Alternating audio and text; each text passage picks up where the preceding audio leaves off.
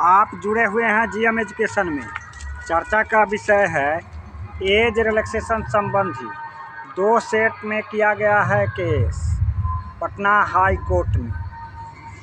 पहला NIOS DLED अभ्यर्थी के द्वारा जिसमें 79 पेटिशनर्स और दूसरा B.Ed रेगुलर DLED अभ्यर्थी के द्वारा जिसमें 9 पेटिशनर्स हैं।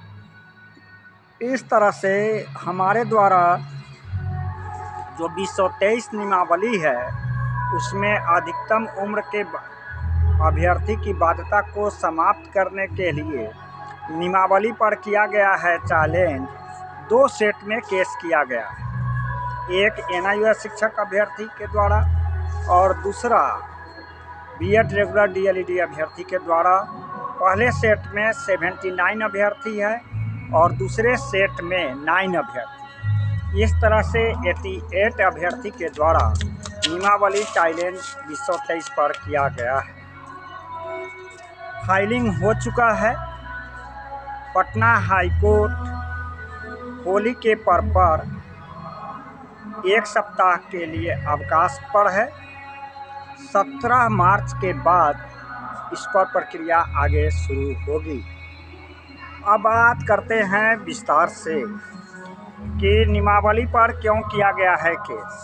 साथियों, आपको पता है कि TRE1 और TRE2 में TRE3 में उम्र की बाध्यता को समाप्त करने के लिए जो केस किया गया था, इसमें TRE1 में सफलता तो मिली, TRE2 में केस को डिसमिस कर दिया गया 16,890, जिसका LPA में फिर हम लोग दायर किए हैं 5 पेटिशनर के साथ। अब हम लोगों को समझ में यह आया, या लीगल पॉइंट यह कहता है, अधिवक्ता से जब विचार विमर्श किया कि एडवर्टाइजमेंट निकलता है और महीना दिनों में बहाली प्रक्रिया समाप्त हो जाती है, न्यायालय की प्रक्रिया लंबी होती है, सुनवाई में विलम्ब होता है। जब बहाली के दौरान यह बातें स्पष्ट होती है कि काउंसलिंग की प्रक्रिया इस फेज का हो रहा है, तो जज साहब कहते हैं कि इसमें आप प्रवेश की मांग कर रहे हैं, नए सिरा से आइए, और केस को डिसमिस कर दिया जाता है।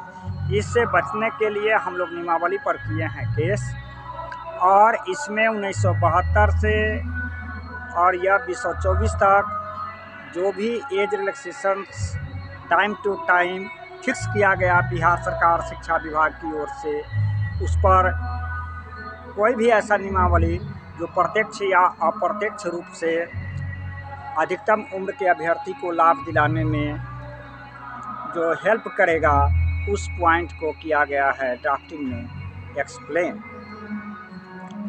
अब बात आती है कि 2 सेट में क्यों केस किया गया। तो एक तो अभ्यर्थी की तरफ से, अधिक अभ्यर्थी की तरफ से डिमांड था कि सर NIOS वाले को अलग कीजिए और रेगुलर DLED B.Ed वाले को अलग कीजिए।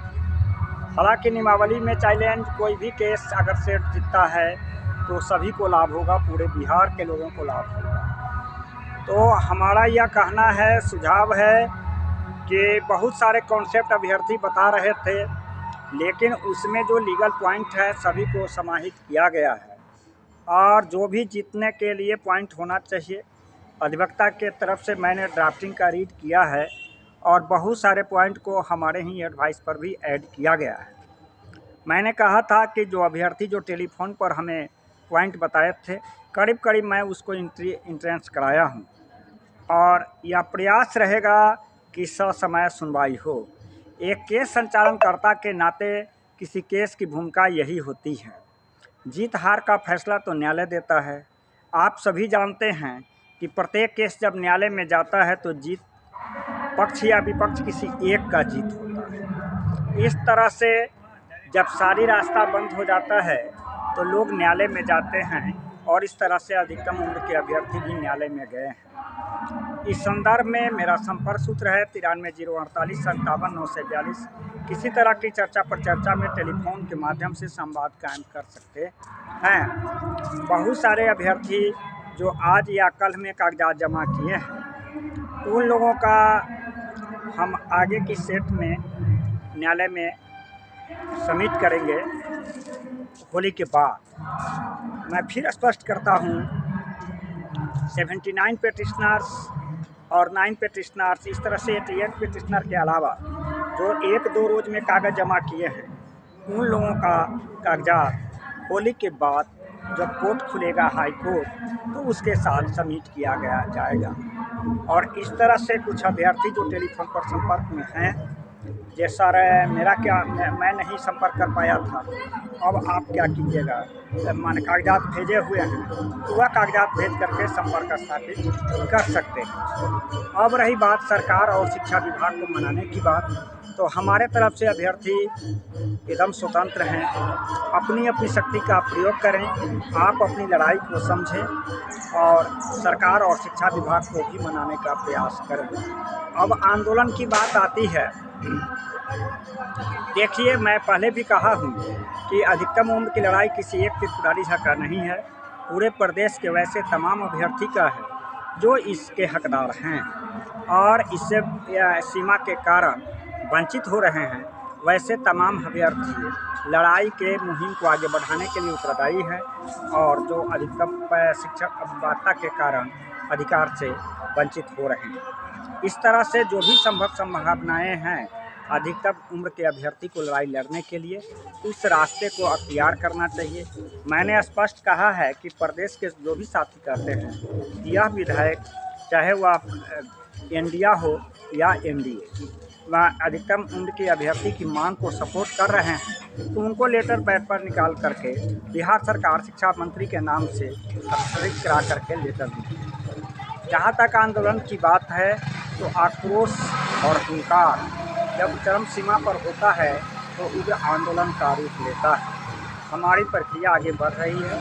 कोर्ट के पहली सुनवाई के बाद और एडवर्टाइजमेंट से आसपास से पहले प्रदेश के तमाम साथी जैसा विचार देंगे आंदोलन कराने के लिए, एक बैठक करके आंदोलन की भी गति की ढाल तैयार किया जाएगा।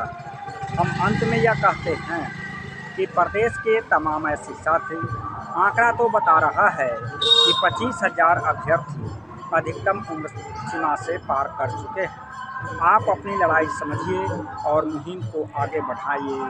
हम आपके साथ हैं, बदले में मैं भी आपका साथ चाहता हूँ। बात आ रही है कि एज रिलैक्सेशन सरकार के पाले में न्यायालय में गया हुआ है, तो यह बात तो सरकार कह कर के पीछे नहीं हट सकती कि 37 वर्ष के बाद विधानसभा चुनाव आने वाला है। आपके विधायक 50 वर्ष, 60 वर्ष, 70 वर्ष के बाद विधायक का चुनाव लड़ते हैं। अभ्यर्थी शैक्षणिक पर शैक्षणिक काम किया है। पहले की सरकारी विभाग और शिक्षा विभाग की एक योजना रहती थी, प्रशिक्षण कराइए और सरकारी टीचर बनाइए।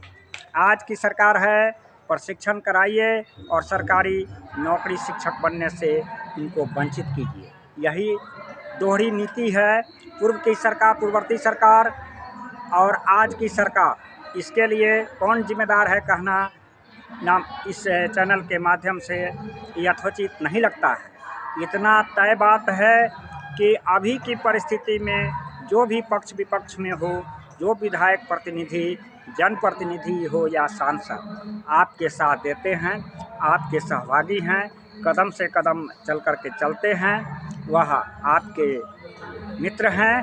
और जो भी सरकार या जनप्रतिनिधि आपका विरोध करता है वह आपका साथी कदापि नहीं हो सकता। मैं अंत में कहता हूँ, मेरा संपर्क सूत्र है 93 048 57 942। अधिकतम उम्र के अभ्यर्थी निराश न हो, लड़ाई अंगड़ाई के रूप में लेगा, जीत मिलेगी और आप उस परीक्षा में शामिल होइएगा। धन्यवाद।